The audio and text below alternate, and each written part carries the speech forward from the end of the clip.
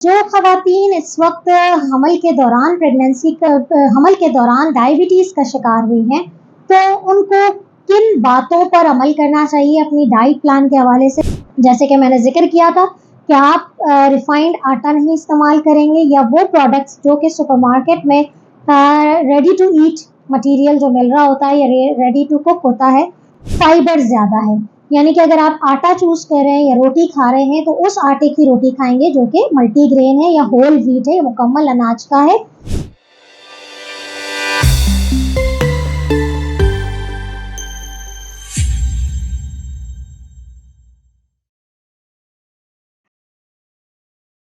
Rubbish रहली सदरी वयस्सरली अमरी वहलुल उक़दतम मिन लिसानी यफ़क़हू क़ौली। अस्सलाम वालेकुम, डॉक्टर सनिया Bashir here, consultant diabetologist and CEO of diabetes टेलीकेयर। जहाँ डायबिटीज़ के हवाले से मुख्तलिफ मौज़ूआत पे बात होती है, जहाँ हम टाइप 1 डायबिटीज़ और टाइप 2 डायबिटीज़ को कंसर्न करते हुए बहुत सारी बातें, रोज़मर्रा की ज़िंदगी गुजारने के तरीके और डायबिटीज़ के साथ क्वालिटी ऑफ लाइफ को बेहतर कैसे बनाया जा सकता है, उस पर हम बात करते हैं। इसके अलावा हम ये भी बात करते हैं कि डायबिटीज़ से बचना कैसे है और एक हेल्दी लाइफ़स्टाइल किस तरीके से एक इंसान को डायबिटीज़ की तरफ जाने से रोक सकती है। बिल्कुल इसी तरीके से हमारा एक स्पेशल कंसर्न होता है उस डायबिटीज़ के बारे में बात करना जो कि प्रेगनेंसी में होती है, यानी कि वो ख़वातीन जो हमल के दौरान डायबिटीज़ का शिकार हो जाती हैं या वो डायबिटिक फीमेल जो कंसीव कर जाती हैं, उनका एक मेजर कंसर्न होता है कि आखिर हमें, चूँकि ज़ाहिर प्रेगनेंसी है तो खाना उसमें क्रेविंग्स और बहुत सारी चीज़ों को, बच्चे की नशोनुमा और तमाम चीज़ों को मद्देनज़र रखते हुए हम ऐसा क्या डाइट प्लान अपनाएं कि हमारी शुगर भी कंट्रोल रहे और हमारी जो रिक्वायरमेंट है प्रेगनेंसी की वो भी हम पूरी कर सकें और हम अपनी क्रेविंग्स पे कंट्रोल कर सकें। तो इस वीडियो को में हम जो है वो डिटेल में डिस्कस करेंगे। इस वीडियो को एंड तक ज़रूर देखिएगा। और अगर आपकी जेस्टेशनल डायबिटीज़ के हवाले से और भी बहुत सारी क्वेरी हैं तो आप हमारे यूट्यूब चैनल पे जाके प्लेलिस्ट में जेस्टेशनल डायबिटीज़ या डायबिटीज़ इन प्रेगनेंसी देखेंगे तो आपको आपके तमाम सवालों के जवाबात मिल जाएंगे। इसके अलावा भी कोई क्वेरी है तो कमेंट में ज़रूर लिखिएगा ताकि आपको आपके सवाल का जवाब मिल जाए। जो ख़वातीन इस वक्त हमल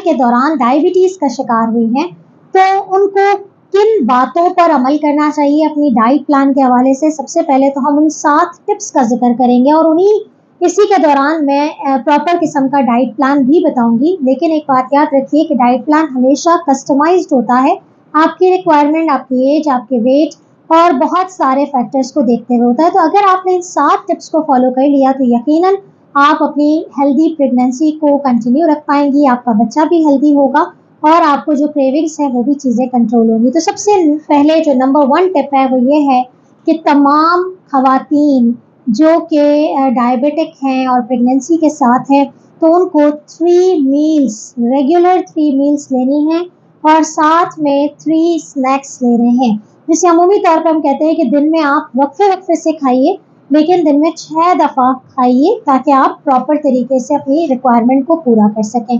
तो 3 regular meals with 3 snacks, 1 snack जो कि नाश्ते और दोपहर के खाने के दरमियान, दूसरा दोपहर और रात के खाने के दरमियान और तीसरा अगर ज़रूरत पड़े, अगर आपका डिनर जल्दी होता है तो बेड टाइम स्नैक्स लेके सोया करें। ये हो गई नंबर 1 टिप। नंबर 2, आपने जो डाइट प्लान चूज़ करना है अपने लिए वो पोर्शन कंट्रोल पे रखना है। अगर आपने बैलेंस डाइट या डायबिटीज़ प्लेट या पोर्शन कंट्रोल डाइट को मेंटेन रखा तो आपकी ये 6 के 6 मील्स उसी हिसाब से चलेंगी। पोर्शन कंट्रोल डाइट या डायबिटीज़ प्लेट क्या होती है, उसमें 9 इंच की प्लेट जिसमें हाफ प्लेट जो है वो वेजिटेबल्स, आपने सैलड लेना है, 1/4 आपका कार्ब पोर्शन जिसमें रोटी है, चावल है, इसके अलावा आपके नूडल्स और पास्ता टाइप के आइटम आ जाते हैं, उसको भी तीसरे टिप में डिस्कस करेंगे कि कौन से वाले। लेकिन आपका 1/4 पोर्शन इन चीज़ों पे कवर होता है, जो कि आपकी ब्रेड भी शामिल है, आपके बहुत सारी चीज़ें शामिल हो जाती हैं। नंबर 3 जो आपका 1/4 आपका लेफ्ट है उसमें आपका प्रोटीन आ जाता है, जिसमें थिन लीन मीट का इस्तेमाल करें आप, यानी कि दस्ती का गोश्त, मछली का इस्तेमाल करें, इसके अलावा मुर्गी के गोश्त का इस्तेमाल करें। इसके अलावा आपके पास अंडा प्रोटीन में शामिल है, बहुत सारी वेजिटेबल्स जिसमें बीन्स और लेग्यूम्स भी आपके रिच प्रोटीन सोर्सेज में शामिल हैं। इसके अलावा कॉटेज चीज़ और पनीर, इन चीज़ों का इस्तेमाल अगर आपने ये 9 इंच की प्लेट में 3 पोर्शंस में डिवाइड करके कर लिया, साथ में आपने जो है वो डेयरी और फ्रूट को शामिल रखना है, जो कि अमूमन तौर पे हम उसका वो पोर्शन स्नैक में कवर कर लेते हैं। तो मील आपने 9 इंच प्लेट को कवर करना है। मजीद आप देख सकते हैं 9 इंच प्लेट को मैंने बहुत डिटेल में डिस्क्राइब किया है हमारी पोर्शन कंट्रोल की वीडियो में। नंबर 3 टिप ये है कि जब आप कार्ब्स को चूज करते हैं तो आपने कॉम्प्लेक्स कार्ब यानी कि वो कार्ब जिसके अंदर फाइबर ज्यादा है, यानी कि अगर आप आटा चूज कर रहे हैं या रोटी खा रहे हैं तो उस आटे की रोटी खाएंगे जो कि मल्टीग्रेन है या होल व्हीट है, मुकम्मल अनाज का है, या आम जबान में चक्की के आटे की रोटी भूसे के साथ खाएंगे, यानी कि भूसे वाले आटे की रोटी खानी है। अगर आपके यहाँ आप किसी ऐसे इलाके में रहते हैं जहाँ भूसे वाले आटे की रोटी नहीं है तो भी चक्की का आटा, गंदम का आटा लेना है जो कि कम रिफाइंड हो, सफेद आटा ना हो। तो कार्ब चूज करते हुए बहुत एहतियात की जरूरत है क्योंकि ये सबसे ज्यादा शुगर्स को बढ़ाता है और डायबिटीज में शुगर का बढ़ना यानी कि कॉम्प्लिकेशंस की तरफ लेके जाना। तो कार्ब आपने ऐसा चूज करना है रोटी में। दूसरा, राइस, अगर आप बहुत ज्यादा क्रेविंग होती है और दिन में 2-2 दफा राइस खाने की तलब हो रही है या रोजाना चावल खाने की तलब हो रही है तो कोशिश करें कि ब्राउन राइस का इस्तेमाल करें, सफेद चावल का इस्तेमाल ना करें। इसके अलावा आप कार्ब में आपके पास जो नूडल्स या पास्ता का अगर आप बहुत ज़्यादा शौकीन हैं तो आपको होल व्हीट पास्ता इस्तेमाल करना है। तो ओवरऑल सिंपल कार्ब यानी कि जिसके अंदर चीनी की मिकदार ज़्यादा है, जैसे कोल्ड ड्रिंक है, सफ़ेद चीनी है, गुड़ है, शक्कर है, जूसेस हैं, शेक्स हैं, इन चीज़ों का इस्तेमाल आपने नहीं करना और सफ़ेद आटे से बनी हुई ग़िज़ाओं का इस्तेमाल नहीं करना। तो नंबर 3 टिप ये थी कि कार्ब्स को चूज बहुत वाइजली करना है। नंबर 4 पर आपके पास आता है कि आप जब कार्ब इस्तेमाल कर रहे हैं, जैसे मैंने 9 इंच की प्लेट समझाई, तो जो भी चीज़ें कॉम्प्लेक्स कार्ब लेते हैं तो कोशिश करें कि उसके साथ प्रोटीन और गुड फैट्स का इंटेक अच्छा रखें। यानी कि अगर आप अपनी प्लेट बना रहे हैं और अगर उस पर चावल खा रहे हैं तो कोशिश करें कि उसमें आप गोश्त, प्रोटीन का इस्तेमाल ज़्यादा रखें। मेक श्योर कि अपने कोलेस्ट्रॉल लेवल्स, अपने ब्लड प्रेशर की भी असेसमेंट कर ली जाए और उनकी मिकदार। लेकिन अमूमी तौर पे दस्ती का गोश्त अगर आपने 1 पोर्शन यानी कि 1/4 ऑफ द प्लेट खाया है तो वो नुकसान नहीं करता है, यह आपकी बैलेंस डाइट में शामिल होता है। तो प्रोटीन और फैट यानी कि चिकनाई, जो अच्छी चिकनाई है जिसमें ऑलिव ऑयल शामिल हो जाता है, जिसमें फिश शामिल हो जाती है, इन चीज़ों को अपने कार्ब के साथ मिला के इस्तेमाल करेंगे तो आपकी शुगर्स नहीं बढ़ेंगी। नंबर 5 पे हमारे पास आ जाता है कि आपने जो बहुत इंपॉर्टेंट टिप फॉलो करनी है वो ये है कि अपनी मील्स को स्किप नहीं करना है। किसी सूरत भी ऐसा नहीं है कि मैं भूखी रहने लगी हूँ या मैं शुगर कंट्रोल नहीं होती तो खाना नहीं खा रही, ऐसा नहीं करना है। जो पसंद आता है अगर वो हेल्दी इनकॉर्पोरेट करके आपको इस्तेमाल करना है। तो अगर बहुत सारे लोगों को ड्रिंक्स पीना है या जूसेस पीने की बहुत ज़्यादा तलब हो रही होती है तो मैंने डिटॉक्स वाटर हमेशा समझाया है या फिर कच्ची लस्सी का इस्तेमाल समझाया है, या बहुत बेहतरीन आपके पास ऑप्शन आता है लाइम वाटर।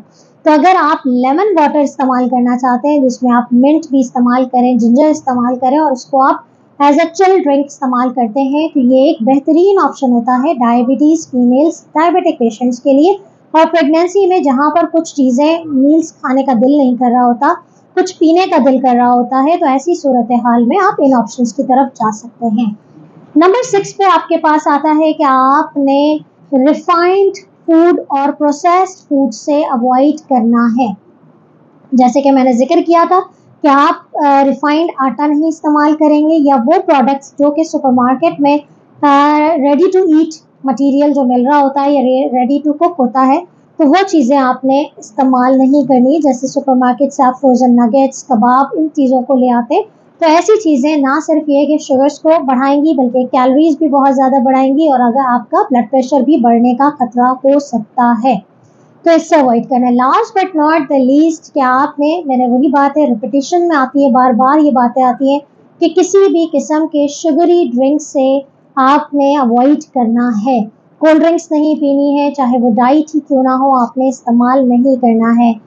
ओवरऑल फ्रेश चीज़ें खानी है, फ्रेश आपने जो है वेजिटेबल्स का इस्तेमाल करना है। अगर मैं आपको क्विकली अपना एक डाइट प्लान बताऊं जो एक डायबिटिक पेशेंट, खास तौर पे females with pregnancy and diabetes है, तो आपने अपने नाश्ते में चपाती का इस्तेमाल कर सकते हैं, एक चपाती से ज़्यादा नहीं करेंगे, और आप 2 अंडे का इस्तेमाल कर सकते हैं जिसमें एक अंडा मुकम्मल और एक की जर्दी रिमूव कर देंगे। इसके साथ आप 1 कप टी या मिल्क का इस्तेमाल कर सकते हैं जिसमें शुगर बिल्कुल भी नहीं डलेगी। इसके साथ इसके अलावा आपके पास ब्रेकफास्ट हेल्दी ऑप्शंस में आप ओट मील का इस्तेमाल कर सकते हैं। वेरी वेरी इम्पॉर्टेंट और very very nutritious thing for the breakfast कि आपका बहुत अच्छा ये डाइट में इनकॉर्पोरेट। खास तौर पे मॉर्निंग सिकनेस बहुत कॉमन होती है तो आप फ्रोजन योगर्ट इस्तेमाल कर सकते हैं, ग्रीक योगर्ट विद बेरीज इस्तेमाल कर सकते हैं, तो ये बहुत बेहतरीन नाश्ता होता है।